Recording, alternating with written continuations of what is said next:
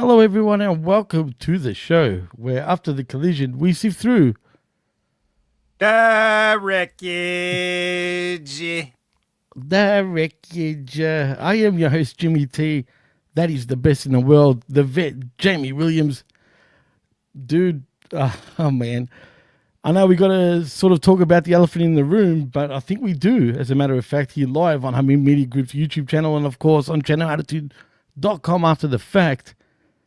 John Cena and Gary, of course. I thought you meant Gary, but okay. Yeah, well, elephant in the room. the elephant in the literally Gary. But yeah, the real elephant in the room is got to be Cena turning heel at Elimination Chamber last night.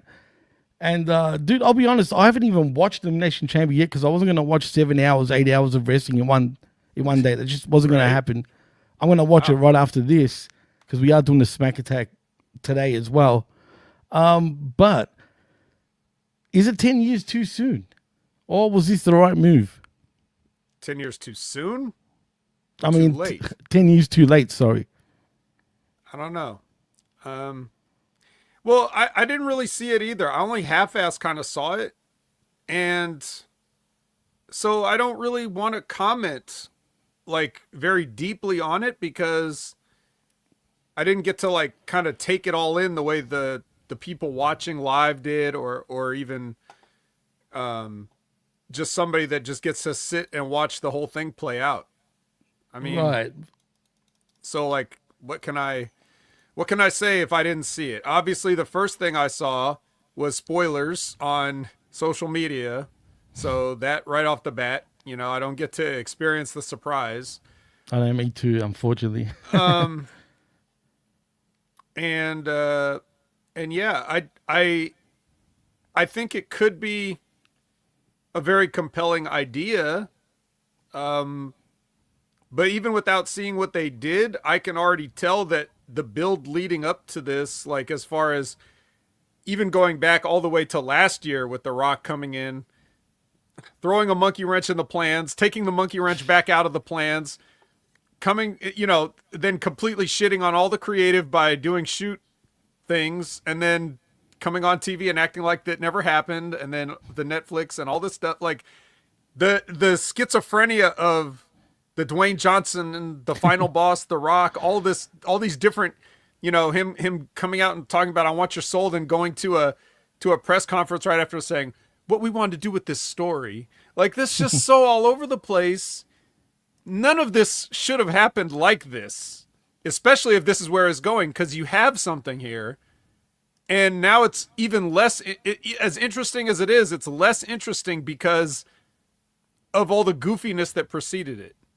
Even if you didn't see The Rock on the press conference, or even if you didn't see all of his social media posts, or if you didn't see the other things that he's doing, if you only watched what was on TV as a fan and that's it, still it doesn't make sense because you would have seen him doing everything he can, last year to keep Cody from winning the title, to this year him coming out on SmackDown and kissing him in the face. Like, you would be very confused if you missed everything in between that, or Right. you would be very confused if you saw everything.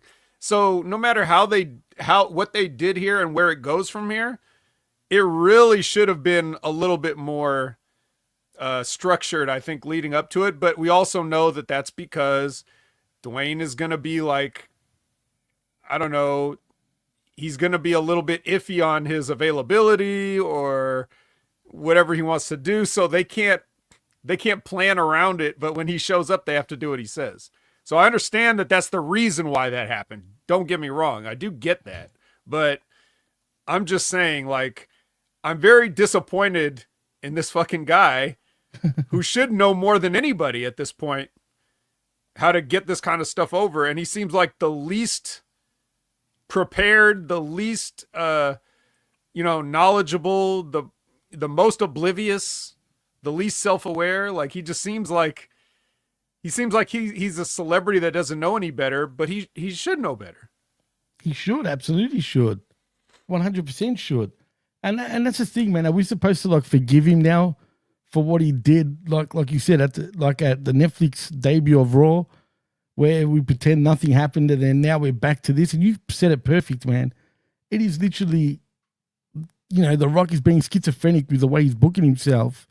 And now suddenly we're off to the races again. I mean, as a matter of fact, people online are going as far as saying this has Hollywood Hogan implications from when he turned heel and joined the NWO back in 96 at Bash in the Beach. I don't see it that way. But, I mean, if they went around that during that era, I get it. But I don't think it was as big of a big deal as it was back then. And before I get your answer on that, Darkside Caster, my man, thank you very much with the super chat or the super sticker. This man is no Sith.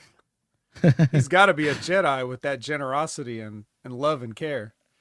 Absolutely, man. Thank you so much, dude. We appreciate it. But yeah, I mean, what do you think after all that? Is it as big of a deal as Hollywood Hogan? Time will tell. It seems like a knee-jerk reaction to say that.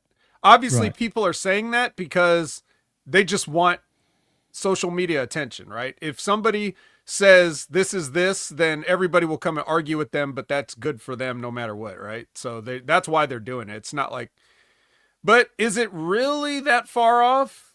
You can't really compare the eras per se. You have to take the context too. Hogan was washed when he turned, so he needed to turn. John Cena is like, he's not washed necessarily in terms of like, he can't do anything he used to be able to do, but he already did say this is his retirement tour. So we know the end is coming. Right. Unless now that he's turned heel, he could lie about that. Maybe the retirement tour lasts another 2-3 years, because heels lie, right? So right. that's a way you could go with it, if depending on how this goes. But yeah, at the time, Hogan needed something to keep him fresh, and they saw what Hall and Nash were doing, and how it was different, and what was something that was needed at that time, because WCW kind of sucked, WWF kind of sucked, everything kind of sucked, and that was something that sparked the business into a boom, right? That we've been chasing, trying to replicate that success ever since, and only now are we getting close to it. But that's the thing. Wrestling got to a boom again, or starting to. Let's just say without any hyperbole, let's just say the houses are full again. Let's just put it that way. Okay. Let's not worry about the ratings. Let's not worry about the dollar signs. Let's just say the houses are full, right? So we're on a good trajectory here, but Cena turning heel is not going, we're already going on an upward trend. So it's more like Cena's riding the crest of a wave that's already happened. Hogan turning heel was like the earthquake that started the tsunami, right? Absolutely. The tsunami's already here. So Cena's just riding it. He's surfing it. That's the difference. So in some ways, it necessarily can't be as big as that turn, because unless that means that the business skyrockets even further, that's what I mean when I say time will tell. Like if everything goes up, then we could talk, but I just don't think the situations are the same.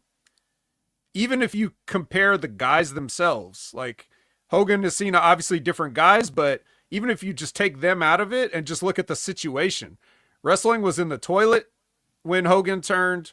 Wrestling is doing good when Cena turned. So this is just more like, fair point. Yeah, this is just more like, oh, cool. It's something interesting. We'll see where they go with it. When Hogan turned, it was like, what the fuck? I never watched WCW in my life. I'm going to watch it now. That was exactly. Sort of the sentiment at the time, right? No, absolutely. As a matter of fact, I was never a WCW fan really growing up. Every time I tried watching it, I used to just, I don't know, I didn't like it, man. But the second Hogan turned heel, I kid you not. I tuned into Nitro every week from that point on, and we're off to the races, man. And especially when Hall and Nash jumped over, that made me start paying attention even more. But you're right, man. And it was that type of moment because it changed me at the time. You know, going from the new generation in WWE at the time off to like a more adult orientated. That felt like he grew up with us, with the NWO. And then, of course, we went into the Attitude Era. Like you said, we went from that earthquake to a tsunami. And that's how big it was. That's why, just like you said, man, today we've seen it. Yeah, it's a big deal. It's going to get a lot of people talking. As a matter of fact, all of media, not just social media, but media in general, have also been like talking about it, including ESPN, you know, NBC, you name it. Everyone's talking about it. But it just doesn't, for me, like I said, I'm not hating on it. Like I said, I haven't seen it yet. I've watched bits and pieces online, whatever, right? Well, I don't think seeing it's probably going to change your opinion of like the overall picture. Right, it's true. Right? No, you're right. I want to address a couple of comments. Number one, Cold-Blooded said, long-term storytelling. Cena hasn't won a match in years. It makes sense for him to sell out. There wasn't a reason for him to sell out 10 years ago, which is a great point. And he said, absolutely. He said Hogan had no reason at all to turn. It was strictly shock value, which is also true. But at least they explained it in a way that made sense for him to turn. So he explains it after the fact, but he's right about the other thing. Like, this is a great reason for Cena to do it in a way. Now, there's still things you could argue, but I'm going to let them try to explain it because they didn't really explain much. They just leave you with the, you know, they beat his ass. They beat his ass. And Travis Scott, for some reason, also gets some shots in. Oh, that was silly. Dude, I saw that. Oh, God. The other comment I wanted was from Josh, Tennessee Couponer. He says, I was WCW through and through. 1994, before Hogan arrived, was underrated. But I want to ask him and anybody else that was in that era, because I said Hogan was washed, right? Is that the feeling you guys had when if you were WCW fans and Hogan came in, you were probably excited at first just from the idea of like, well, Hogan's here. But did it feel like it was just like same old song when he came in? Like, what was your guys' feelings on that? That's me asking a question to you guys, because I really wasn't watching WCW like that when he came in. I started watching in 95, so he'd been there. So I saw a little bit of the red and yellow and I saw the turn. But when he first got there, I didn't see it. So I want to know what you guys thought of Hogan coming in as the red and yellow Hulkamania, you know, kind of the watered down version. Just like, what did you guys think of that? Well, it's funny you bring that up because for me, that's when I gave WCW a chance again when Hogan jumped ship back in 94, was it? I think it was. When he jumped and they had that big parade, you know, of Hogan signing with WCW and whatnot. And I remember the first match I watched, was it Vader against Hogan at Bash at the Beach? Or was it Hogan and Flair? And it was Bash at the Beach 94 when Hogan wrestled. It was at the beach. That would have been the Flair one, right? And Shaq was I think it was the Flair one. Yeah, I'm pretty sure it was. And I started watching it then, right? Like, again, I've always been on and off WCW from like 92, right? But I tried to give it another chance. And even then it felt even more cartoony once Hogan jumped ship than WWE at the time. And WWE was bad, but I was a hardcore WWF fan, like growing up, you know what I mean? Because you had to have Kevin Sullivan do all that goofy Dungeon of Doom stuff to feed him heels, right? So it was like, it was trying to replicate that monster parade that he had in the 80s WWF, right? So absolutely. Now that was probably his mandate. He probably just wanted to work with the guys that he was comfortable working with, you know. So right, absolutely. Like, I get it, but it just wasn't hot really at the time. The hot matches were just the guys he didn't wrestle that much, like Flair, Vader, you know. Shock the Shock. Remember that? Yes. That was bad. Shout outs and RIP to Earthquake, but you know, John Tenta, as a matter of fact. Yeah, look, everyone's in the chat saying all sorts of stuff, but Richard Bronson Vickery wants to say, Cena's turn and Scott being involved makes 100% sense. Yeah, but why? I mean, this is my issue. Are we going to see more? Are we going to see Cena more often and The Rock more often? That's another thing, because if we don't see him now moving forward, Vet, they're already dropping the ball, in my opinion. And I might be talking way too soon, but going by their track record, am I really? You know what I mean? That's the thing. If they're not going to be turning up week in, week out from now on, they're just going to end up screwing up this whole storyline already. Maybe they will. We'll see. I know everybody's jumping the gun, right? Like, remember how 1 week after the Royal Rumble, it was the worst build to WrestleMania of all time? Like, people just like to get a little bit ahead of their skis on some of this stuff. And we're laughing at and this. it hasn't even been, like, what has it been? Has it even been 12 hours and people are comparing it to the Hogan turn? Like, everybody can just calm down a little bit, but I know that's not the internet's nature to calm down. If there's one thing the internet's never done is calm down, so I get it. But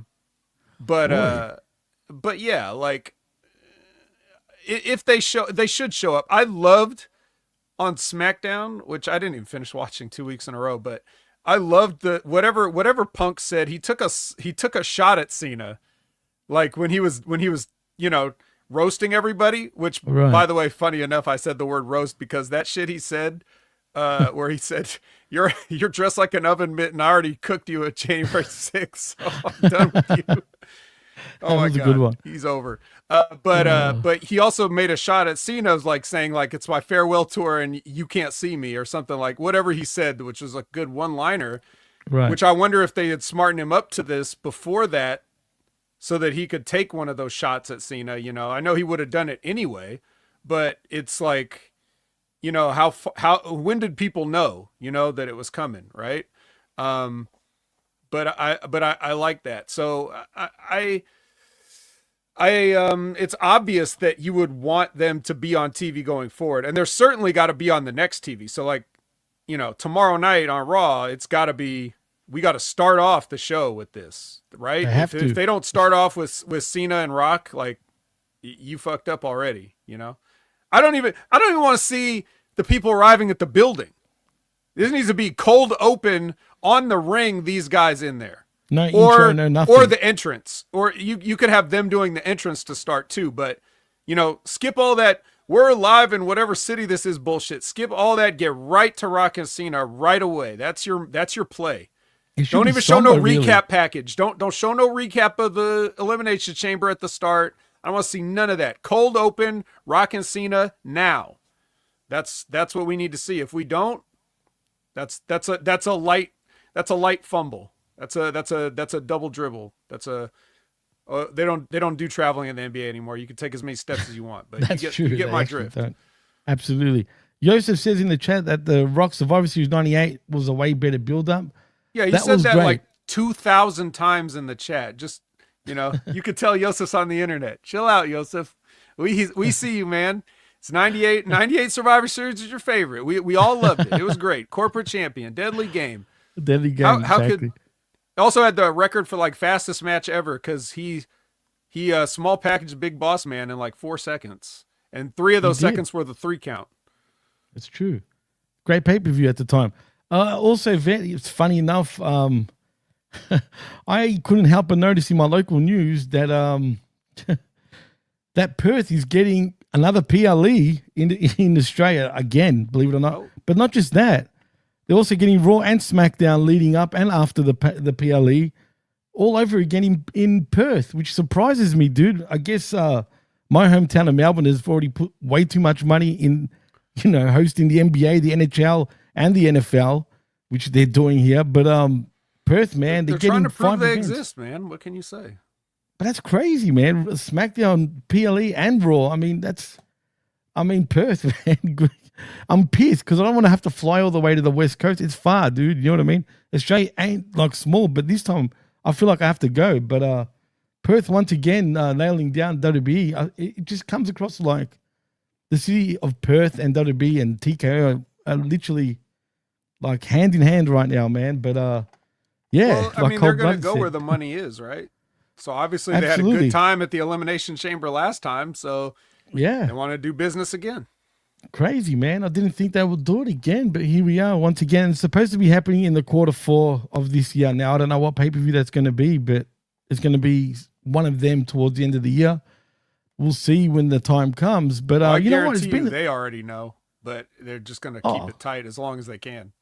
For sure. I mean, I wonder what it's going to be. kind of intrigued, but we'll see. Yeah, for sure they know. And also they're getting 2 UFC pay-per-views as well. So congratulations to them. Also, allegedly, reportedly, Josh Alexander has signed with AEW. Yeah. Are you excited, The Ben? bidding war is over. So, Damn, I really wanted to see him take on Ethan Page. well, When the North collides. No, good for him. I guess good for him, man. There's not much more to say about that other than that. Also, Elijah, formerly known as Elias, has signed and has confirmed the signing with TNA. So he confirmed the sighting that was already reported. Okay. Right. He just double confirmed It's like, no one asked me, but if anybody did, yes, I did. That's right. Here's what I don't get, which I'll probably talk about on the Impact Attack every Monday at 6:30 p.m. Pacific, 9:30 p.m. Eastern live with Brandon. Why does he have to change his name? WWE's working with TNA. True, Why isn't that's he a just good Elias? point. Great point. I didn't Who's going going to to sue him? No, that's a great point. I don't know. Yeah. I don't know why, but you're right. Yeah. I mean, why should he have to change his name? That's true. Yeah. But congratulations to him. At least he's, doing something. I just don't feel like he's a real big singing deal. duets with Joe Hendry. Yeah, see, that's another thing, man. Joe Hendry's got his spot now. That's it. And he's better at it. That's the problem.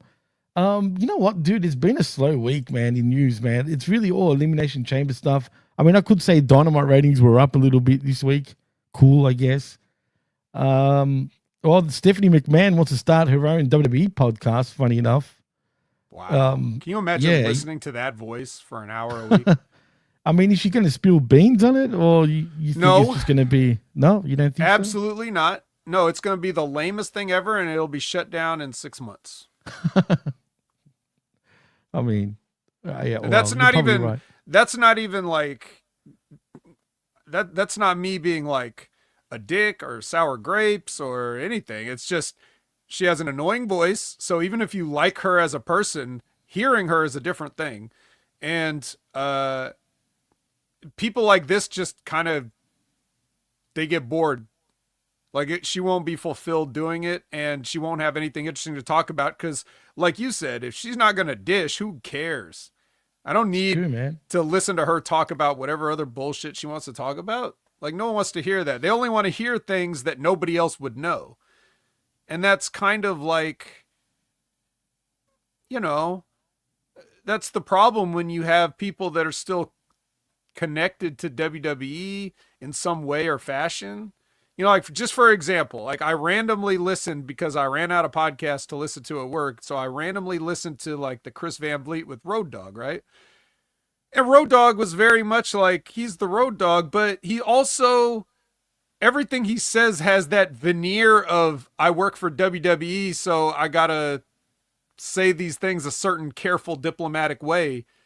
You know what I mean? Like, he's just not going to give you what you want, and you're going to tell he's outright just covering stuff up or lying about it or dodging it. Stephanie's going to be even worse because she doesn't even have the quick wit and charisma of Road Dogg. So, hey, look forward to that, guys. Prove me wrong, Steph. Yeah, prove me wrong. Exactly, Steph. I agree. I'm with you on that one. In AEW news, legit Layla Hirsch's contract expired last Friday with AEW. Yeah. And that's that. She's gone. Well, we don't have a minis division anymore, so. Well, she's done and dusted. And honestly, dude, I think we can get sifting, man. There hasn't been really, I mean, if you want to talk about TKO's 2024 fiscal fourth quarter and fiscal year report. I heard that the income was something like, it was like the revenue was something like $250 billion or something like that. Yeah, dude, you're right. But the profit was like 6 million. That is outrageously like. Well, I can read it. I can read the report. Yeah, now. What is it exactly? Confirm that, because my source may have just been reading it wrong. But even if it's only 6 billion, that's like a quarter profit of your revenue.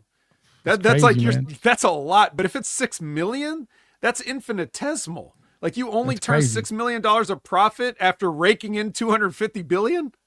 It's nuts, man. I know it's crazy, but this is what the report had to say. So Wait, TK, before you say what the report had to say, let's give Scott Woodford a hand for giving us some revenue. He says Jesse Ventura is bringing his podcast and Cross will be his first guest. Now that'd be awesome. yeah. Now that could be I mean, something. especially that Cross can And do then the he can Jesse have voice. and Lab Rat. Oh my God, shit! Lab Rat. He's testing out God donations. He's testing again 3 weeks in a row. Thank you, Scotty, man, and thank you, Lab Rat. You guys are the best for real, man. Couldn't thank you guys enough. Really appreciate it, man. Just a few more super chats and we'll hit this 250 billion mark. Well, speaking of revenue, TKO Group held an investors meeting on Wednesday discussing the results from their fiscal 2024 fourth quarter and fiscal 2024 year report. It was stated that these results cover the time period of January 1st through to December 31st, 2024.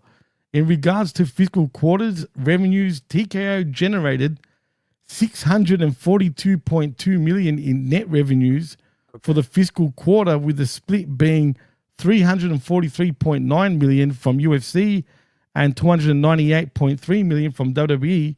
Operating income for the fiscal quarter was $101.9 million. TKO also generated a net income of $47.5 million for the fiscal quarter.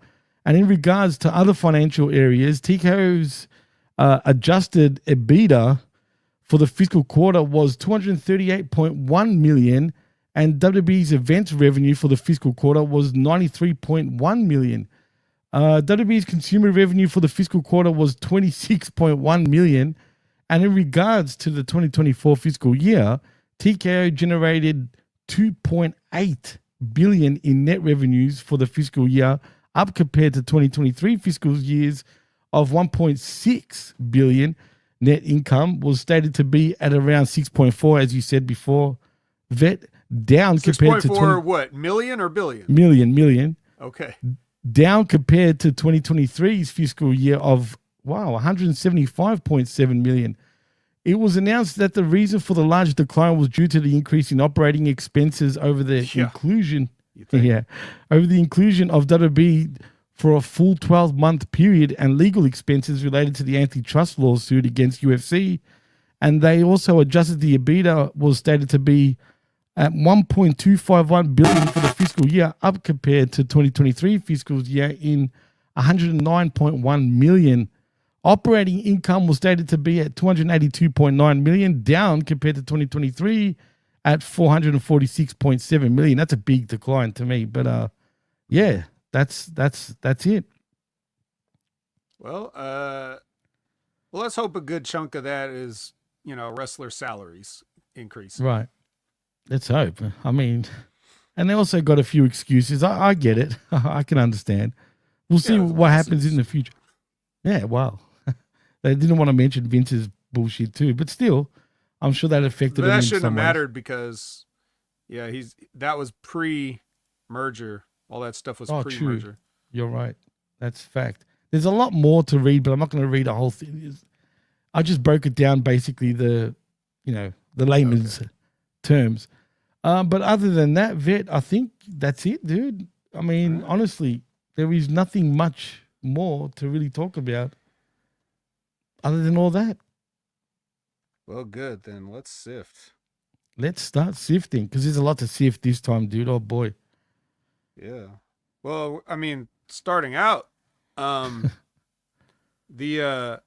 Edge gets a ride into the building at Dynamite from the ambulance. They just drop. You just take emergency vehicles and you could just give wrestlers a ride with them. I know they do that. It's like a service they provide. You just call 911 and say, hey, I need a ride to the wrestling show. It is a service, an expensive service, no less. Yep. Like, I'm hurt. I'm hurt. Come help me. And then they get there and he's like, actually, I'm okay, but can you give me a ride? Yeah. Oh man, it's nice. Silly, but that was nice of the first responders. And I'm sure it absolutely was. They're very nice people. Mm-hmm. But they probably just took one look at his face and were like, "Oh God, he must be dead." Let's load him in. Don't do that. Okay. Sorry, I didn't know you were gonna take a drink. Oh shit, that was close. MJF's cutting a promo from what was going on here. This looked like the proctologist's office. Why was he on a table with the doctor up in his ass? I was wondering, was he getting tattoos removed? Was he getting kidney stones removed? I mean, what was going on? Yeah, he got that AEW tattoo removed, right? The one he got when he re-signed. Oh, did he really? It would have been funny if he did, though. No, it was something with his leg. I forget what it was. I don't remember now. But shout out to the Hammer, by the way, for joining us. Huh? No, I was just saying shout out to the Hammer for joining us. Oh yeah, Charles the Hammer. What's up, Charles? He says, great day at church today. Well, you just now got to church, Charles, because I'm about to preach on these MFs. Yeah. Like I already have been for 30 minutes. But Hang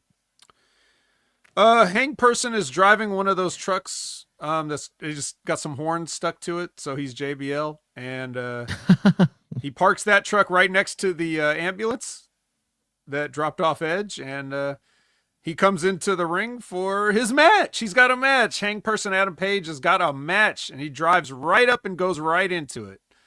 So I guess they told him who he was wrestling, like on the cell on his way in. But he comes in. It's Aaron Solo. You can imagine who won this match. It only took about 30 seconds or so. Oh, would you say? Damn. Yeah, if that. Yeah, if that. Then he holds the show hostage. He says, I'm not moving until MJF gets out here. But then MJF, like, he's up on the screen and he's saying, like, you know, whatever. And then we see now. We'll talk about the major, the second elephant, and the third, if you count Gary, the second elephant in the room during this. But just at first, we see MJF on the screen. He says, blah, blah, blah. The camera runs over. Christopher Daniels is bloody on the ground. And then so Hangman Page rushes back there because he's concerned for his friend.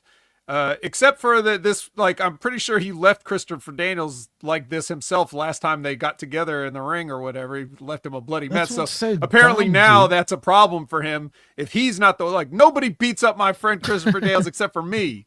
Nobody leaves him a bloody mess except for me. Right. You know, so let's not talk about that. But yeah, let's talk instead about the clip that everybody. I missed it because I was, you know me. I half-ass watch these shows. Sometimes I use my whole ass to watch them, but a lot of the time they're half-ass for various reasons because I have to multitask in order to fit these programs into my schedule, and they're increasingly less and less interesting these days. I don't know if that's just a coincidence, like the shows are getting worse, or if it's just that my own interest is dwindling, or both. But no, they're getting worse. I saw this scene, but I missed the thing that everybody saw, the viral clip that went out. Jimmy, you're acting like I guess you didn't see this. I don't know. I'm trying to. When the cameraman, and this aired on television now, when the cameraman was like with the handheld and he runs up to Christopher Daniels, and right when he gets there, like you see Christopher Daniels like this, and then right as the cameraman gets in there, Christopher Daniels is getting his last two punches in, and then playing dead. Dude. Oh my God, this went around. This was on Twitter. I saw it. Really? Wow. It was really, people were talking about it. HMG so he punched himself. I'm sure Ben Hameen cut a promo on it. Yeah, it was really, really bad. Wow, I actually didn't catch that, man. I saw it on ESPN. I don't know if they cut it out. I saw when they went to the back. It should have been live. No, because it's like it was. I remember the guy kneeling over. Yeah, if you weren't looking, away. Yeah, if you missed the first cut, it's like as he's running up, you see Christopher Daniels like bring his arm down and play dead, but he was like in the dead position, but he was like punching himself. So it looks like this. Wow. That's what it looked like. The camera caught it. The camera got there too early. Or Wow. Christopher Daniels was doing it for too long. First of all, why do you need to punch yourself? This shit didn't even look like real blood. So, like, what was he doing? I don't get it. It looked like Black Bart, rest in peace, when he, like, gigged himself right on camera, like, during an NWA taping or whatever. I was like, what the fuck are you doing, Black Bart? But anyway, it was like that kind of. It's just embarrassing. There's no excuse for that. Thank God I didn't see that, man. And plus, I went away for a couple of days. So I was away from social media. So that's probably why I didn't even catch it then. But that is just silly, man. This company, they just can't get it right, can they? They can't do shit properly, dude. No one's communicating with each other. It's one thing if you see a guy like what they used to do this a lot. I guess they kind of still might. But they used to catch guys blading on camera on AEW all the time. That's true. That's very true. Remember that? But that it's different when you're out in the arena doing a match because as a wrestler, you're not dead. Like, you would still be moving. Like, even if you're selling, you would still be, like, trying to crawl, pick yourself back up. And so, like, if they caught you blading, yeah, they shouldn't catch you blading, but at least, like, you're a wrestler actively in a match. But if you're supposed to be knocked out, you can't be conscious enough to punch yourself. So that's totally different. You know what I mean? And it's like, this could have been pre-taped and no one would have known, right? Like, it didn't have to be live. And so why did you do it like that? Right. They did it live. They didn't even pre-tape it. That's what's crazy, dude. Yeah. So it's nuts. That's what I mean when I say there's no excuse. It just, now again, is it that big of a deal in the big scheme of things? No, because you didn't even see it, right? And I didn't see it the first time. I had to be shown this. Right. So, yeah, but it still shouldn't happen. It doesn't matter, I got to check that out, but that's silly. That's disgraceful, as a matter of fact. And MJF did come out with a bloody rag, I guess, obviously from CD punching himself. I still don't understand why he was at the doctor's and whatever he was getting done, but whatever. I guess it doesn't matter. Doesn't matter. It is what it is. Here's something that might matter. Don Callis' family's up in the skybox, or whatever you could call the skybox at an arena this small. I don't know. I would just call it the upper deck. Was it really even up? It felt like at the top of the first sort of. I mean, there was only one tier in this arena, right? It seems like it. But anyway, that's where they were. They were up there chilling. Then Renee and Jericho. Fuck. Stupid, bro. Here's another production. Here's another production gaffe. Okay. Ugh. Excalibur. Now, see, this is what happens when I watch with my whole ass, right? If I half-ass watch it, I might miss something. This so happened to be I was kind of on the ball here, because Excalibur said, standing by with Chris Jericho, or like standing by Renee Young with Chris Jericho or whatever. And so he says they're standing by like he's pitching to a live interview, right? Right. Isn't that what you would think if you heard that? Well, yeah. So they get back there and the graphic on the screen says earlier today. So which is it? Was this earlier today, or are they standing by waiting for you to pitch? See what I mean? It's like little things that probably nobody is catching, but why are you fucking it up? That means there's not a communication in the production team between the live, this is the live feed and, the graphics department, like broadcasters. Why is this happening? Dude? It shouldn't be happening, especially from a company that supposedly prides itself, you know what I mean, on being all elite. He's definitely not all elite production, that's for sure, man. It is what it is. This company don't give a shit. No one gives a shit. No. Oh, and that's what Frank says. He says, do they just not care? Like, I mean, they care about some stuff, but maybe just not the small details, or it's just, I mean, they're just mistakes, but it's like, it's okay to make mistakes, but every week they happen so often, and for things that shouldn't happen. That's the part I don't like that. However, I can't come down on AEW too much. It's just that I'm reviewing their show. If I was reviewing, if I was reviewing Raw and SmackDown, I'm sure I could point out all the mistakes they also make. Absolutely. But it I just don't review those shows. I leave that up to Jimmy and Jimmy. Jimmy and Jimmy. Okay, Yeah, I like it. you but review Zane the said- flagships. I I just get the rest of the stuff that gets caught in the fishing net, right? So come on. That make me feel no, bad. that's now, not. That's not a shot at Jimmy. I'm not asking to be added to those. No, shows, no, I trust me. know. But you make me feel bad now. Jeez. No, you're the superstar.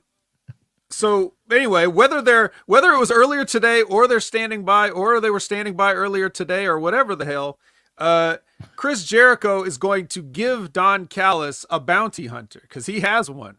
He's got a bounty hunter on retainer, of course, that being big business bad apple bounty hunter Brian Bakeith.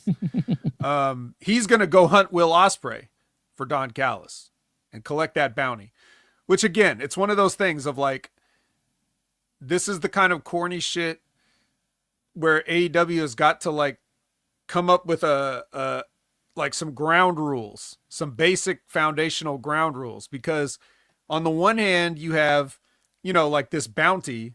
So it's okay to put a physical bounty on people that work in your company, right? Like that's fine. Anybody can just attack anybody. Chris Daniels can get attacked by MJF, no consequences. Or Chris Daniels could get attacked by Christopher Daniels, no consequences. All that stuff is fine. But then like we'll also have an MJF and Hangman Page segment where it's like, now no touching you guys, you promised. Like, okay, but I have my fingers crossed so it doesn't count. Like, what is this childish, like, how do you, never mind. So we get the match between Ospreay and Big Business Bad Apple Bounty Hunter. Pretty much right away. Yeah, we go right into it. It goes a while. Maybe longer than it should, but whatever. Styles clash into a hidden blade for the finish. They love that Styles clash. What is up with that? I love it, bro. I don't know why. I have no idea, man. But you know what annoyed me again about this match? Brian Bakeith, I mean, he was dominated. This is the usual same old shit, though. And same old match structure in AEW. Brian Bakeith dominated the whole match. Ospreay came back at the very end and won. Simple as that. You know what I mean? Well, in fairness, he was fighting for a big bounty. Yeah, right. It's not like when he's in like a 6-man, just chilling. He was trying to get $100,000 or whatever it was. And I don't hate on him, man. I actually don't mind Brian Bakeith, but come on, man. Like, I don't want to see a whole dominant sort of match and then lose. I mean, that's what they do. And plus, get the lasso. Where's the lasso, man? It's true. He didn't try to hog tie him one time. Not once. Where's the bounty? What is the bounty really? That's the other thing. The other thing about this is, okay, let's look past the fact of everything I just said about how it's stupid that a company will allow bounties in it. Right. What happened to the last sports organization that had bounties, right? The New Orleans Saints. Like that didn't work out so well for those guys. Saw it? But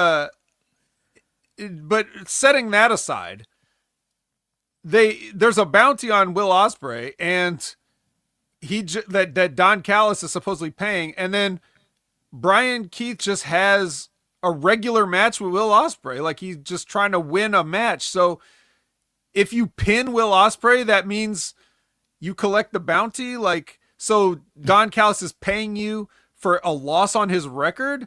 I would have thought you were supposed to try to injure him and not worry about winning the match, right? Like you shouldn't care about getting the 1, 2, 3. You should be just like getting the lasso and tying him up and then just, whacking with the tire iron or whatever. Just like it shouldn't matter about winning the match, but they never address that in the sense of like, oh, there's a bounty on somebody, but now we're going to do Irish whips. Like, what the fuck are you doing? You just don't. No, just no, none of this. Well, the Hammer wants to know what was the gimmick of that match. Right, the gimmick of the match. Well, he's asking the rhetorical question, which is like what I just answered. Exactly. What's the gimmick? The gimmick is there's a bounty on you, but instead of trying to like cripple you, which is what I assume Don Callis wants, you're just trying to roll him up. And what up, Grus? Thank you for joining us, by the way. Yeah, it's silly, dude. Silly. It is what it is. Ospreay gets the win. He sounds like he went through a hard, grueling match. Yeah, whatever. But, well, no, he doesn't, because he immediately runs up to the whatever the Callis fan was chilling, right? And he goes after Kyle Fletcher the same way Hook did when the patriarchy was exactly the same way. Yeah, even from the same position, like in that corner spot. Mm-hmm. You know what I mean? But anyway, look, it's AEW, Vet. I mean, yeah, it is what it is. Todd Brantley would tell us that. Exactly.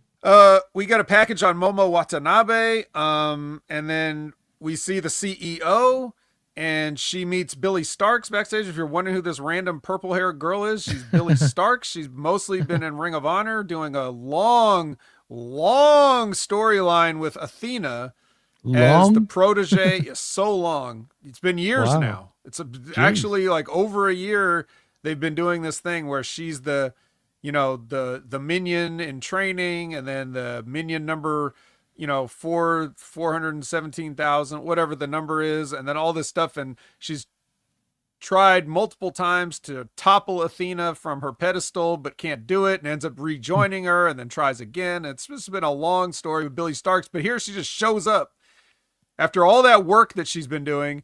She just shows up here with Mercedes. So, anyway, yeah. So they get into it, and then Momo actually shows up with her bat from behind. Mercedes runs away scared. Well, Billy Starks does say, "If I were you, I'd watch your back." She goes, "What do you mean, my back?" And then turns around, and Momo was right there with the bat. Yep. And Mercedes was like, "And away we go." Yeah. It was very compelling television, actually, Van. Yeah, I was compelled. I was compelled to turn the shit off and quit podcasting, but no, I'm just kidding. It's good. Billy's got something, but she's weird. She looks like a young female Judge Reinhold, is basically how I would describe her. And now that I've said that, you won't be able to unsee it. She's only 18, to be fair. I mean, she's young, She's only 18 years old, man. So that's crazy. Oh, she was 18 like 2 years ago. But was she? Is she 20 yet? Yeah, I think she's about 20 now. Oh, right. But you know who else is 20? Because they're the youngest men alive, the Outrunners. Yeah. Okay.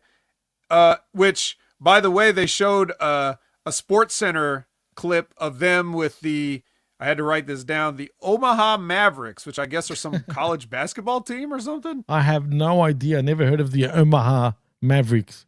No one has, but even in Nebraska, they're like, I don't know. But yeah, so it was just them doing some fun stuff, like to hype up the team and everything like that. And it was, it's funny.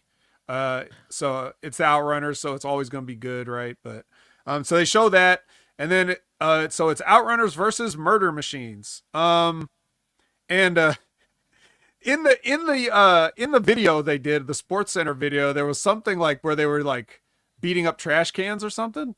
I don't know. I forget exactly what they were doing. They were doing like wrestling moves to trash cans or something. But then, yeah. But then I don't know if it was Excalibur or Tony that said, well, they're not facing a couple trash cans tonight. And then I was thinking, like, are you sure? Wow. It's Lance Archer and Brian Cage. Are you sure they're not facing a couple trash cans? I think the trash cans have a better win-loss record than the Murder Machines. Do. But anyways, yeah, so you can imagine what this goes like. It's much like what you said with the Brian Keith match. It's going to be all Murder Machines, and then the Hurt Syndicate music is going to play, and that's going to distract. Whoa. That's going to distract Lance Archer. Such a distraction. Yes, and then a classic wrestling move, the O'Connor roll on Lance Archer, is enough to get the win for Turbo Floyd, I think it was. So yeah, the Outrunners are now, according to the Hurt Syndicate's stipulations, they are the number one contenders to the tag team championships, the Outrunners. I'm happy about that, but at the same time, I didn't know that a distraction can get you pinned these days, even though it always happens in pro wrestling. But think about it. How do you like go down for the count at 1, 2, 3 without even getting hit? It was just a roll. 1, 2, 3 because of music playing.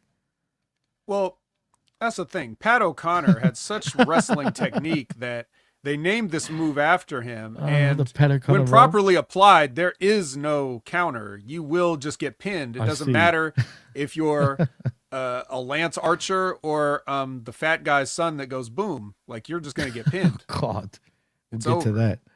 Ugh. Whatever, it is what it is. Cool. Hardy said the trash cans have the same motto: get your shit in. That is points. That is deserves to points. start that one. So yeah. Yum. Death Riders package. All right. Ricochet package. Swerve promo. Ricochet interrupts the Swerve promo. This is good. I love what Ricochet was saying here, man. Right. Ricochet is obviously the best. Basically it comes down to they're going to have a number one contender match at Revolution. The rematch will be the winner gets the number one contender for the suitcase or John Moxley's body or whatever it is that you're actually fighting for these days. The whole of John Moxley. That's how he put it. Right. It's his essence. Yeah. So whoever, or conversely, if Copeland wins, I guess they would take on Copeland and they don't have to worry about it because I'm sure Copeland will use the belt and not a suitcase or himself. That's possible. So we don't know, but we'll find out who's going to win. And then after that, now this part is this is probably another thing you liked, right? The Ricochet part and this where Nana gets on there and he's like giving him a pep talk and saying like, how much everything means to him and how much he stood by him and everything like that. But he told Swerve, like, if you can't do this and you can't get this robe back from me, I don't know if I can do this anymore. Meaning like being your manager. So it was a good chance for Nana to get fired up about something. Right. But do you think that maybe Swerve will turn on Nana because of the demand? Maybe just because it's a bad idea, but right. Yeah. But we don't want to not, how do I put this? We want to like Nana. We like Nana. Absolutely. Nana's a institution. For sure. So I don't want to do anything that sort of like, because if Swerve turns on him, it's not like Nana's ever going to get any payback, right? Like that would just be a way to get rid of him, which we don't want. And if Nana turns on Swerve and goes with Ricochet, right, then that would mean that we're not supposed to like him again. So if we're in the business of liking him, they got to find out a way to make this work. So I hope they don't do anything too. Oh, they're going stupid. It's either Nana joins Ricochet or Swerve turns on Nana. It's one of the two. You know this, dude. They're going that way. Well, let's look at it. Let's look at it real quick.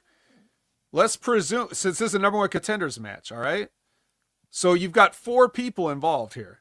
I know I just held up 2 4s. Right. 1 4. It's Swerve, it's Ricochet, it's Moxley, it's Cope, right? Yep. So 2 of these people are going to face each other in the future. Which is it going to be? Is it going to be Ricochet and Moxley? Is it going to be Swerve and Moxley? Is that more likely of the 2? Yeah, more than likely. Okay, what if Copeland wins? Is it going to be Ricochet and Copeland? Or Swerve and Copeland? I'll still lean towards Swerve. Right. So basically what you're saying is you don't see Ricochet winning this match. I don't. Now that you put it like that, no. I probably don't. So maybe that's your best way to like, because that's, I always say, I don't spend 1 second thinking about this outside of, the times I'm watching it or talking about it here. Like I don't sit there and fantasy book. But if you're going to fantasy book, if you want to try to predict what they're going to do, that's how you do it. You have to look at the potential future matchups. Right, no, you're right. And then you have to work your way backwards from that. So anybody that's like an armchair booker out there, if you really want to like do those pick'em challenges, the HMG It's easy pick'em to figure challenges it and out all those things. by Think doing about what will it mean for the winners of the match and what potential matchups in the future. Then try to figure it out from there. That's my tip to you. Well, artist, like you just explained, it's irrelevant because, like he said, like the vet said, do you see it being Ricochet against any of these guys? If it's Cope or Moxley, and if you don't, there's your answer. You know what I mean? Yeah, it's doubtful. It's doubtful that Ricochet, like I already did it, but let's quickly do it again. It's doubtful that Ricochet would face Jon Moxley, right? Because that's a match that's weird. It's two hated people. Right. Absolutely. You agree. wouldn't want to sell that, right, necessarily. I mean, traditionally, you could do it, but I'm just saying, like, going by what they would probably do or traditionally do, no. And then you've got, okay, well, that would mean that for a babyface heel match, you would have to have Ricochet versus Copeland. But do you really think that Cope's going to win? Or like, is that a match you see happening in the future for Ricochet? No. So it's got to revolve around Swerve some way. So I don't know. Facts. It's got to, man. 100%. Right. I just don't like that extra sort of because the Swerve character should get a little bit upset with Nana per se. But anyway, we'll see what happens. But I'm with you. You're right. Well, the way you explained it, I can't see it being any other person other than Swerve. But we'll see. We'll see what happens. Yeah. Let's see. Hang Person with Renee. Hang Person says to the camera, meaning MJF, if I don't run you over, you will wish I had. So a little bit of promise of vehicular manslaughter or assault at the very least. This guy should have had how many, 10-year sentences at this point? Mm-hmm. Yep. I mean, seriously, he's a criminal, bro. Yeah, he's absolutely a criminal. He's a criminal, literally. Yeah, he's going to have to serve all these, even if he serves all these sentences concurrently, he's never getting out. Before we move on, the artist returns. Yeah, I was just going to say, what about Prince Puma and Killshot personas coming back into the mix? I would love that. Maybe it's just me. You're right, artist. It is just you. That's funny. Undisputed Kingdom versus FT Gar is what I'm going to call him. What? FT Gar? Yeah. It's okay. Hollywood, Axe the Axe Axon, Cash Cashin, and Garcia Garciason. FT Gar. What, you don't like it? That's the best I could do. That's great. That's pretty good, actually.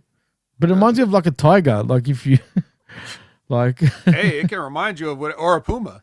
I know that's what the artist was thinking of, but no, yeah, FT Gar. I'm going with it. You guys FT like Gar. It, right? Yeah, why not? So this is a six person, right? And then and then Adam Cole wins, ironically, with a jackknife pin on Garcia. Have a little taste of your own unstoppable medicine, Garcia. Get jackknife, bitch.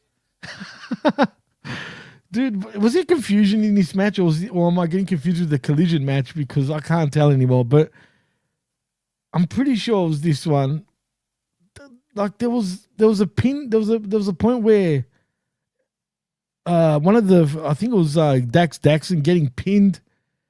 And it seemed like he got pinned and he wasn't pinned, and then the match continued, and then we had that finish. No, that like you're thinking of later. This was now. Oh, okay, it was later. All right, I get confused with these same old bullshit that happens day in day out, but we'll get to that because that was weird. Well, it only seems different, but you just don't get the subtle storytelling. Think about it. How many people? How many people has Garcia pinned with this bullshit jackknife move? Not even the good one. Not even the Kevin Nash one. This other one. And he gets a taste of his own medicine. Cole ironically pins him, becomes the number one contender to the TNT Championship with this. I assume that means if Strong or O'Reilly had pinned him, they would be the number one contender. But whatever. Or what if nobody pinned him? Or what if this match was just a nothing match? Maybe the match was already made. I forget. Like you said, it all runs together. In any case, we know, because it happened last night, that Cole is going to take on Garcia for that TNT Championship. So this is the lead up to that. And then afterwards, storytelling. yeah, and afterwards, there's some gentle shoving amongst these guys because they, you know Gentle what? shoving. Yeah, we don't want to.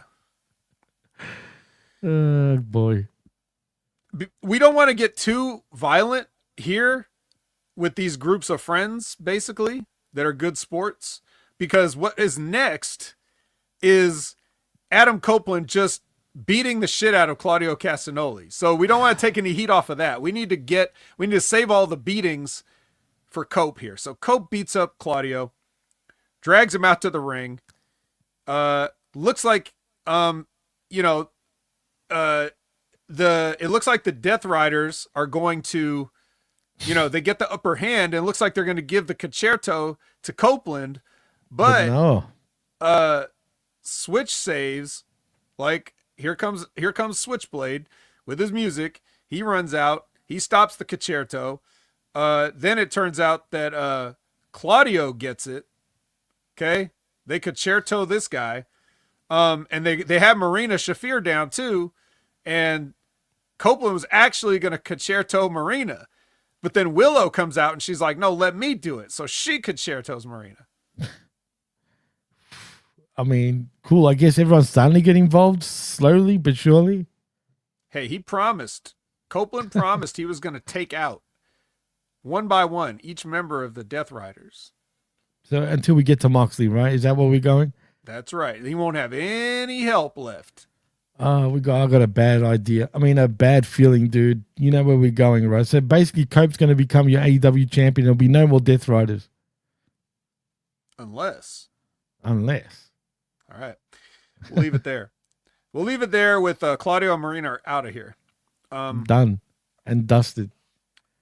And then we go to Harley versus Deonna Purrazzo. And for some reason, Taya is watching backstage. I'm like, she why? Doesn't need to be out there. What for? Yeah, it's just her partner. They're just heels. Doesn't matter. Not in this company. Yeah, she's got this. But yeah, so then anyway, Harley won somehow with the DDT thing. Wow. I knew she was going to win too, man. Right. You just knew it. Come on. You had to get a win. I feel bad for Deonna Purrazzo, though. Boy, has she fallen down. And I mean down. She's done, bro. She cannot be happy being in AEW. I bet she thinks, you know what, it probably would have been better if she stayed in TNA. Maybe not the checks. Well, clearly not the checks, but still, man, she's just a loser now, dude. That's all. Complete loser. Hey, man. So it is. So conveniently, Jimmy, because we know from earlier there was an ambulance already at the building. Right. And I guess after dropping off Edge, they didn't have anything else to do. So they just waited, and it's a good thing they did because Edge and Jay and Willow need to load that ambulance up with Death Riders. Because, you know, they're good guys, man. They at least carted him out to the ambulance to get him to hospital, dude. They don't want him to die. Right. I'm sure they're Come trained EMTs. They can handle the moving those people with possibly cervical fractures after the concertos. Yeah, absolutely. Mm-hmm. Pros. All right. And then your main event is Orange Cassidy versus Takeshita for the International Championship. I was at this point, dude. Oh. I mean, the way they booked this whole card was all the way weird. Like, it was very weird. I mean, so this is the main event. I'm supposed to be like on the edge of my seat now, vet, or? You're damn right. Well, I wasn't. And I couldn't care less about this friggin' match. Honestly, I just didn't care, man. I watched it. You're talking about the current international champion versus the most winningest international champion of all time. Couldn't care Something's less. got to give. Not this. Not me. I ain't giving shit. All right. I'm just saying. Well, just in case you weren't aware, and still your international champion, Konosuke Takeshita, with the what does they call his thing? A raging fire or some? It sounds like something. Shit. It sounds like something an English speaking person would call something that they think a Japanese person would translate into English. Yeah, like the raging anus or something. I have no idea. You know how like when Nakamura does those promos on SmackDown and stuff and they subtitle it and the Right. subtitles sound like a white person's idea of what a Japanese person would say if they were being translated. Like they're writing it like, yes, this is what Japanese subtitles would look like in English. Yeah, kind of like that. Bolo Young for the win. That pops me, bro. Timu Bolo Young. He's a legend, bro. Come on. Not on, even the right country, but okay. I know. God damn it. Yeah.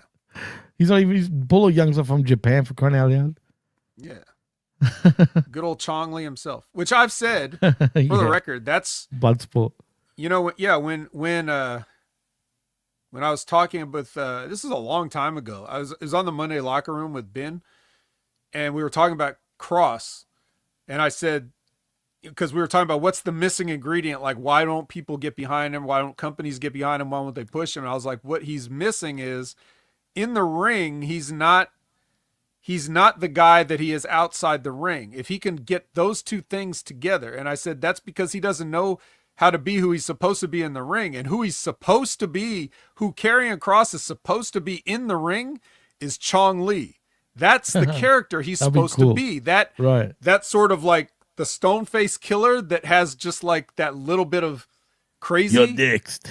Yeah, like that's the attitude though, not necessarily the language. Not the look. Course, I get you. But his demeanor, like, I'm bored with this. I could kill these people if I wanted to, but I'm not had that going crazy to. stare in his eyes, you know what I mean? Yeah, just like that's if Kross can beat Chong Li. Some guys get this clip to Karrion Kross. Tell him if you beat Chong Li in the ring, they will book you on the TV show to do more than just talk to the Miz in the back. That would be awesome, dude. No shit. I'd love to see that. If he could pull that off, and I bet you he can. And I bet you he's a huge fan of the old Bloodsport. 100%. Oh, I know he knows it. Everybody, Yeah, anybody that's done any martial arts loves that movie. So it's just, I'm just not saying, everybody apparently knew it though last time, Viet. Oh, remember? yeah, that's right. Oh, that's right. That we had a thing. Well, anyway, look, we're getting off topic. Let's go to Collision. Collision's it's on Saturday night. Saturday night's all right for fighting. FT Gar does a promo. Undisputed Kingdom does a promo. The Hellhounds are doing a promo, and Okada walks in, which was very funny. Yeah. Yes. Oh, I'm sorry. He just walks in. Yeah. And then Bandito and Hobbs do a promo. So we're starting out with FTR versus Roderick Strong and Kyle O'Reilly. And not sure why, but we are. And barn burner, bro. Yeah. All right. I mean, so here to the AEW heads it was. Here's the thing about this match.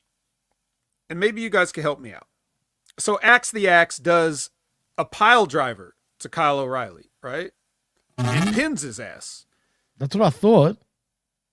Kyle O'Reilly puts his foot on the rope. The referee didn't see it. The referee counted to 3. He Axe the Axe Axon gets up. He sees the foot on the rope before the referee does. And then he goes, oh.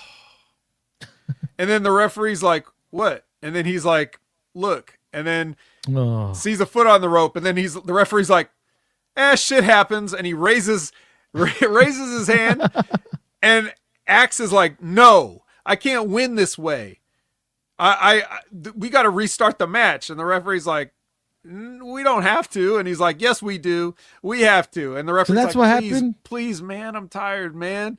And Axe is like, you better restart this match. I can't win this way. I'm an honorable professional wrestler. I'm a babyface. I would never break these rules. I would never violate the sanctity of this athletic contest by winning this tainted victory in some way. So they restart the match. And like 2 minutes later, the Axe is like rolling up Roderick Strong or somebody, and he's got like a handful of his tights, like trying to pull the tights on a schoolboy. It doesn't work, but he does it. And I'm like, is this some kind of subtle storytelling that they're gonna? It's gonna miss, bro. Is this gonna mean something? No, it doesn't mean shit. They go for the Shatter Machine, it gets blocked. The Undisputed Kingdom hits total elimination on him and beat him, and then it's like, hey man, we won. You probably should have took that win when you had the chance. Let's shake hands. And then FTR's like, nah, we ain't shaking your hands. And then they just leave. So you're sportsman enough to restart the match, but then you try to cheat to win the match, and then you don't want to shake hands after the match. So can anybody tell me what was the story here? AEW confusion. That's the story, bro. I mean, come on. I was confused. I didn't even know what was going on. Like, seriously. I was just like, this is stupid. Like, real stupid. What is the story? What is the story? Well, I thought it was like, I don't want to win this way because I'm an honorable person. But then when he pulled the tights, I didn't get it. That's what I'm saying. So what's the story? If you're going to cheat with the tights, then take the W when you get when the ref misses the foot on the ropes. So this which is couldn't have been planned, surely. All these bullshit. No, I think it was. Because why would you hook the tights as a baby face? I'm trying to give him the benefit of the doubt. No. That's what I'm confused, bro. Why? Don't you dare give him the benefit of the doubt. Sorry, no, Prof, I just want to expose. I just want to expose why FTR fucking sucks. Okay? Be careful because that's Professor's favorite tag team, bro. He needs to hear this. I know he was here earlier. If he's got anything to say, he's probably very quiet right now. The only thing you got, because you're just like a couple of just sloppy guys. So like what do I have? The only thing I have from FTR is, can they give me good psychology in a match? Because I'm certainly not buying a ticket to look at you. I'm certainly not buying a ticket to hear your fucking promos about how your daughters are tougher than you. I'm not here to, just, you don't do anything good in the match that I want to watch. So the only thing you have left is, can you tell me a story in between the ropes with good psychology? And can you revitalize the dead tag team wrestling scene in the world today? They can't. And you can't even do that. So what is their purpose then? If you can't do the one thing you can do, then why are you there? Now, luckily nobody gives a shit about this show or them, so they're not even going to notice these small things that I noticed. But I'm here to notice it, And notice he does. Anyway. FTR. Yeah.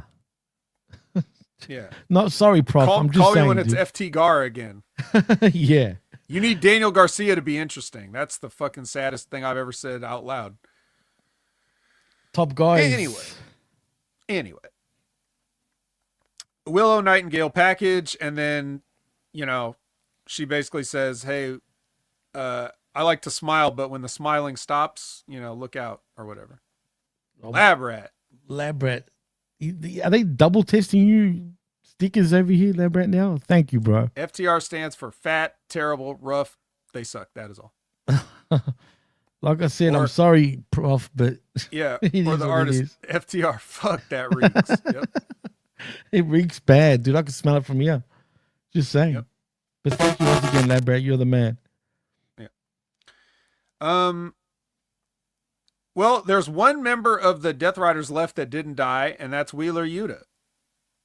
And he's out here against Willie Mack. Hey, I remember Willie Mack. Willie Mack. And the fans remembered him too in Oakland. Yeah, we barely had time to remember him because he lost he did. Real fast. To a little pipsqueak. I hate this type of match, man.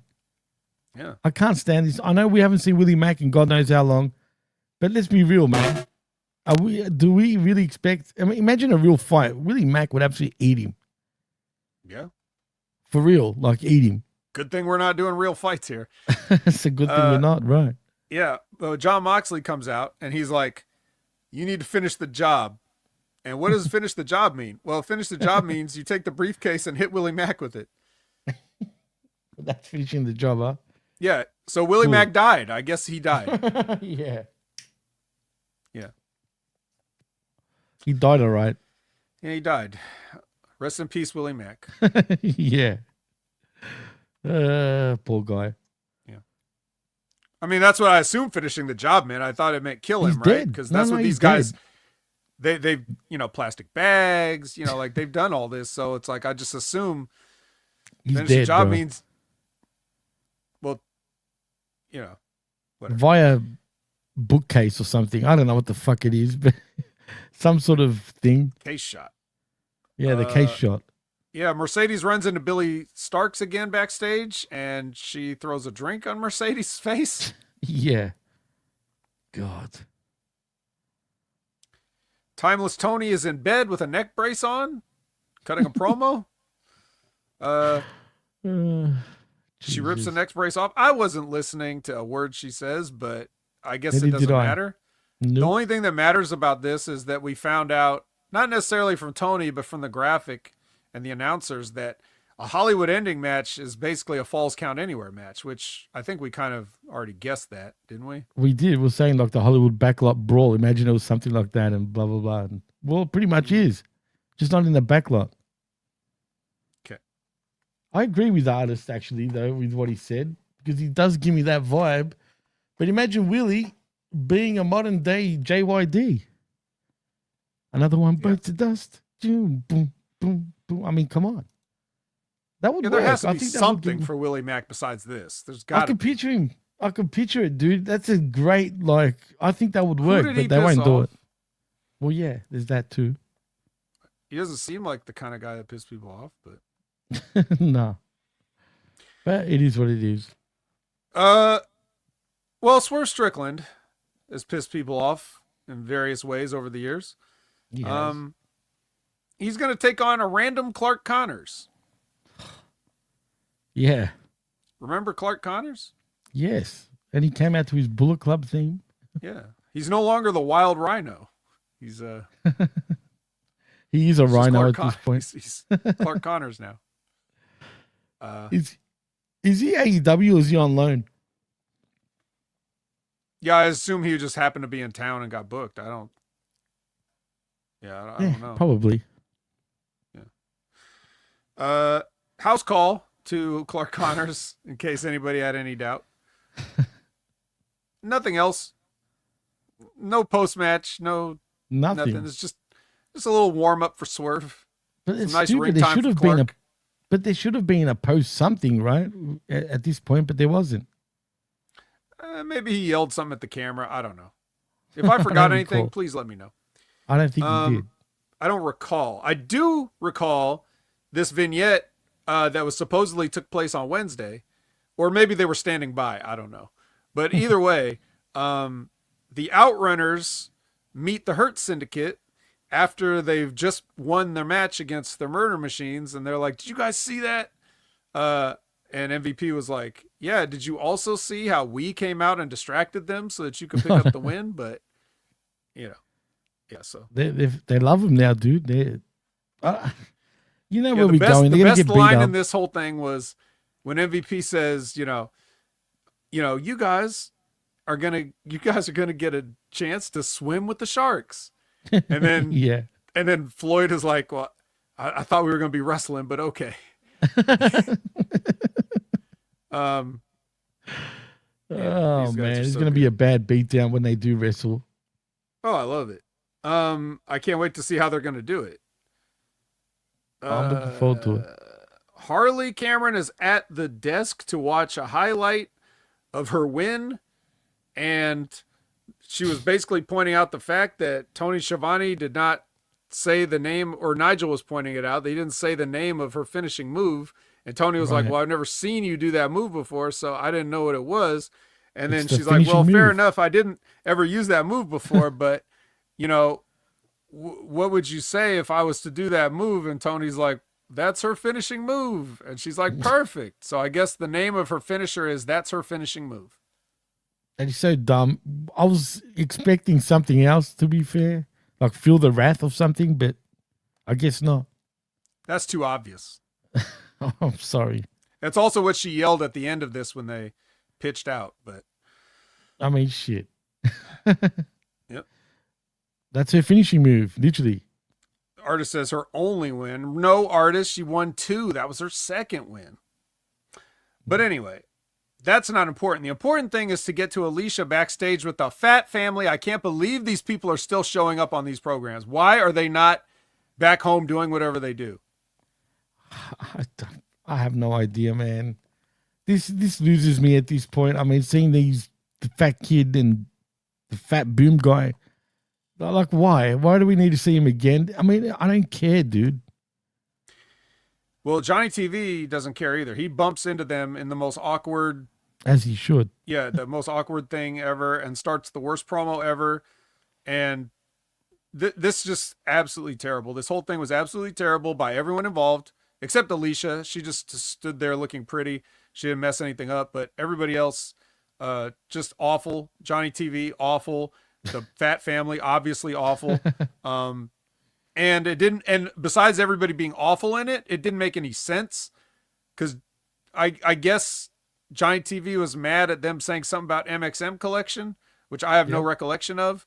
But anyways, I guess he's challenging them to a 6-man tag at Revolution, which you ain't making the main card. Let's get that straight. You're going to be on pre-show duty again. 100%. And then, they need to find 2 partners now. I'm pumped. Good. Are you pumped for Shane Taylor Promotions against 3 guys? I should be, but to be honest, right, where's this all going to go? Nowhere. Yeah. I mean, why are they going through this match? Why? Well, I'll tell you why. To make me believe that they're killers? Yes. Strong win. Right. Radio. Strong win against Nick Ruiz, Vinny Massaro, and Dave Dutra is the names I wrote down. I'll tell you, he did give us a strong win. Oh, my God. It was Jerome Hall with the $9.99 super sticker. That's a strong win right there. Jerome Hall has gone over today. Thank you, brother, man. Again, man, thank you to all of you guys. God damn it. Seriously, but thank you once again, Jay. Yeah. I mean, I'm speechless now. Okay, so here's the deal. I'm actually not that I care about this match, this squash match, but it didn't take up much time. It only took up a couple minutes. So It's worth it for what's about to happen next. So Fat Daddy is on commentary for the Adam Cole versus Daniel Garcia TNT Championship match. And, these guys do the exact... If you picture these guys having a match in your mind with everything you know about them and about pro wrestling, that's the match they did. The kind of shit that's like, for me personally, I'm looking at... He puts like the stuff where like he puts Adam Cole in the ankle lock, and the first thing Adam Cole does while he's in the ankle lock is brush his hair. Like, yeah. You know me, I'm going to see that. Also, I'm going to see like when Daniel Garcia gives Adam Cole a pile driver on the apron for no reason, and then Cole falls to the outside, and then the referee ends up doing a 10 count, but he beats the 10 count at the last second only to just get back in the ring and then do a hockey fight right away. Like stuff like that. Like that's the kind of psychology you get from Adam Cole and Daniel Garcia match. But and not only that, like, so you fuck up a finish, right? That you could have had. When your actual finish was Shane Taylor Promotions runs right back down again and beats the shit out of both these guys. So it's like the reason they were there earlier with that squash match is so you could see them and then they can come back out now because they passed each other on the way out, right? So that's right. That's the setup. I don't mind that. That actually is fine. That works like that. So it's worth having a 2-minute squash so that we can pay it off with this. However, if they're coming in for a DQ anyways, why did you work the 10 count after a crippling maneuver like a pile driver on the apron? Why didn't you just have them break it up right before that? Why do we need Adam Cole to show how strong he is to beat a 10 count of a pile driver? And then that's what I'm saying. Like, hat on a hat, I guess, is a way to describe it. You just don't need to do it if that's your finish. you wasted the other thing. Just don't do a pile driver. I would have said that if I was Adam Cole and someone pitched it to me. If he's like, hey, why don't Daniel Garcia give you a pile driver on the apron and you work the 10 count? I'd be like, well, why, if the finish is them jumping me, why don't they just jump us right before? Again, common sense is not a thing. Maybe one too many concussions is, to the AEW wrestlers, because no one's thinking straight in this company, dude. This is beyond common sense. Because common sense would mean that anybody can apply this. Clearly not everybody wrestling can. Wrestling fans would not come on here and say what I'm saying right now. That's true. Not one of these Mark podcasters would say it. 90% of the wrestler podcasters wouldn't say it. They wouldn't talk about this finish at all like this. But that's what I'm saying. Like, it's not common sense. This is like wrestling sense, and people don't have that. No. If it was common sense, people would know it and just ignore it. I don't think anybody even knew this to begin with, is my point. But at least Cole does look bigger, right? No, he just looks like Cole doesn't look like any bigger. He looks, it's an optical illusion because he started training again and his muscles have separation in them. So they look more visible, but he's not 1 pound bigger. I was like, they announced him at 195. I was like, Adam Cole would need to be holding a barbell plate to weigh 195. He probably weighs 95. I mean, seriously. But honestly, he looks like he's losing his hair, dude. And he also looks like he's aged out of nowhere a little bit. Or am I just saying things? No, probably not. I think you're onto something. Also, pole driver is not a finisher anymore. Come on. Yeah, it's unless Owens does it. Right. That's the other thing. Like, you have to look at these things like, if in some ways that's where you can make a case for following the leader. Like, when you look at WWE as an industry leader, if they're selling pile drivers, I think I need to sell pile drivers too. Right? Because one day I might have to work there.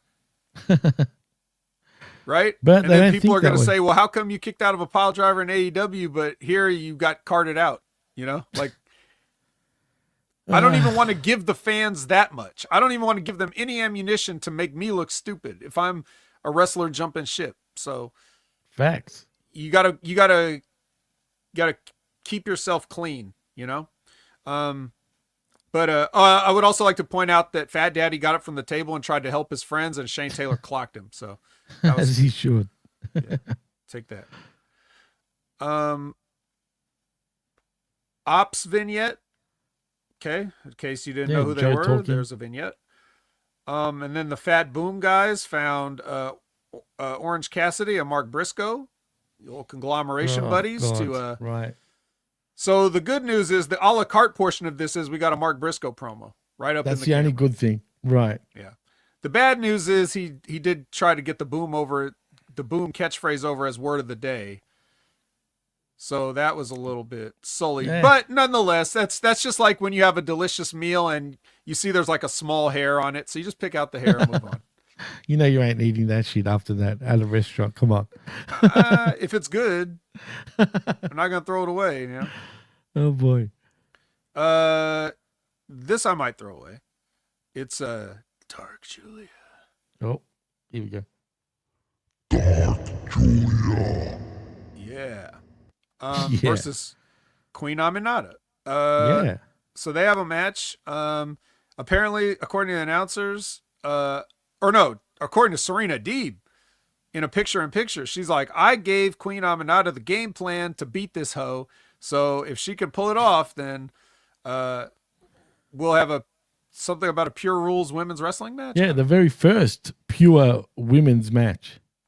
And sure enough, Queen Aminata surprises us all when she boots the fuck out of Dark Julia's face in the ropes. Like, it's like the running boot wash, except for like, instead of in the corner, it's like in the middle of the ropes.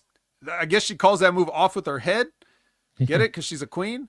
And so she she takes off Julia's head and drags her headless corpse back into the ring and folds it over and pins her 1, 2, 3. Were you surprised at this finish? I was. I guess that means Dark Julia. he's done. Is she even still part of like? It's a wrap. Yeah. She's. I mean, done. That's it. Who cares about Dark Julia? Amanada it is, but let's hope. Whatever match this is going to be, a pure rules match, whatever. I don't know when. Is it next week? Is it at the pay per view? When is it? They didn't never said. Oh well.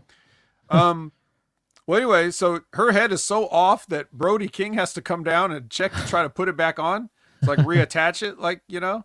And where's Buddy? So he's like trying to sew her head back on, and then Okada comes in and fucking lays him out with a belt check. As he should have. You're going to check on your girl? I'm going to check you with this belt, bitch. Bitch. Yeah. We said at the same time. Who's the bitch now, man? And you know what? Obviously, they're leading to a matchup whenever that is, probably this week sometime. And I hope Okada absolutely just annihilates him. I think it's crazy. Like, they start this new gimmick. Buddy gets hurt. Now Julia's fucked over. Like, it's what Brody's going to carry. Is he supposed to carry the leashes of all the dogs by himself? He's got to walk these dogs. Someone's got to walk them, right? I mean, I guess, yeah. I mean, come on. It's all right, weird. your favorite wrestler of all time cuts a promo in the hotel? Yeah. Right. Cool. What do you want me to say? Yeah. No. Enough said, I guess. All right, looks like there's been enough talk. It's time for your main event. It is the Learning Tree, minus Jericho, versus Bandito and Hometown Hobbs. Because we're in Oaktown. Yeah. Oaktown. And guess what? Golden State is not in Oakland anymore, Hobbs. Just saying. They're in Frisco now. They're in San Francisco.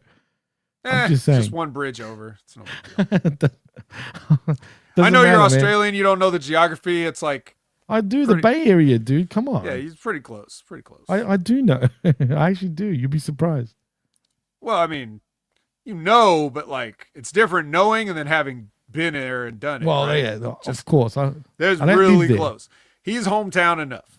And fair enough. Oddly enough, Bekeith was in Jericho-like gear, if you notice.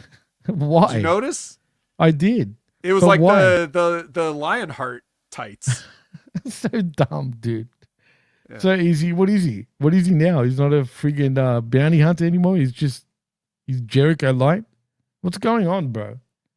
Maybe he forgot his trunks in San Diego. Do you think they broke into Bekeith's car and took his gear? Like, he had to borrow Jericho's light. Good thing, even though I wasn't on the show tonight, I brought my old Lionheart gear from Mexico. I mean, shit, it happens pretty frequently in AEW, so, I mean, you never know. It happened to Jericho. It happened to Wardlow, I think, and it happened to Lance Hoyt as well. Or Lance Archer, sorry. Yeah, that's awesome. Yeah, so that happened. That's all I really cared about. The rest of it was just, it's a match, 'cause people were into it. People were fairly into everything. It was like, overall, I feel like the crowd here in Collision was pretty warm, pretty hot, different times, never really cold. They kind of, even despite a lot of things that should have made them cold, they were definitely very supportive. So they did that, and Hobbs hits the hometown spine buster on Bekeith, and gets another loss. No bounties today either. He's broke. I mean, if I was Jericho, I'd fire him at this point. What did he do for the Learning Tree? Absolutely nothing. Well, he's learning. He's learning. But isn't he the bounty hunter? Does he need to be taught by Jericho, like bounty hunter skills? Or he just might. He just might. That might be a thing. God damn it. Have we broken records, Vet, as a matter of fact, for a long time? Are we done in just over an hour and 35 minutes? Can you believe that? Yeah, Speed Champs. We have recaptured the AEW Speed Championships. We recaptured it after losing it for about 3-4 weeks, maybe a bit longer, but still. Because we were hitting the 2 hours and 30-minute marks of every week. But I knew with the news, I thought we're going to blast this one for sure. Because really, let's be real, man. After the Elimination Chamber and watching these AEW shows, there wasn't really much to talk about. I mean, honestly. They were pretty bad shows this week, in my opinion, Vet. They were like, as far as I'm concerned, and I guess you are concerned as well, like not much to eat. I was starving, dude. Like the a la carte menu was pretty light. Like I was looking for certain things and they were just taken off the menu altogether. But we had like sprinkles, even the though. things I do like, it's like what Hook shows up in a vignette. Mark Briscoe does one promo, but he's connected to the cookie people. Yeah, what was up with that? Just I It's forgot not about what that, I man. wanted. The matches weren't like, I don't know. Like I just didn't. It's just nothing really this week for me. But like maybe, well, I mean, if you're a Brian Bekeith fan, probably pretty good. But I guess 2 losses can't be that bad, right? I mean, he got TV time, so He did, and But- pretty but- like big yeah, ones no. too. no, I just Good for them. But yeah, so like just another sort of like spinning our wheels week. I know that, you look at it as maybe, I don't know if they really do. They probably don't. But if you look at it like, Elimination Chamber's on, so whatever. But like, don't punish the people that tune into your show. I know, man. And how do you have, like, you had Will Hobbs in the main event, which I understand if he's from the hometown, but you also had a TNT championship match. I guess Which you put wasn't that the main on at event. the hour, like the switch over. I guess we'll see if that mattered, if anybody breaks down the quarters on Collision, but It's gonna be bad this week, dude. 100%. but yeah, and then you had a non-finish in that one, which is, it was the right move, but they did it the wrong way. So I just, I'm struggling to think. Let me just quickly go back over my notes and find out of all this crap, what was my favorite thing of the whole week? My favorite thing was, no, not that. Not that. The Outrunners won a match. I like Nana's pep talk. That's about it. Yeah, I Seriously. No. All of Collision was bad. Like all of it. Like there's nothing good on here at all except that little thing with the Outrunners again, where they met the Hurt Syndicate. But the sickos will tell you otherwise because of the TNT championship match. Yeah, that sucked, and and I already explained why. So if you missed it, rewind.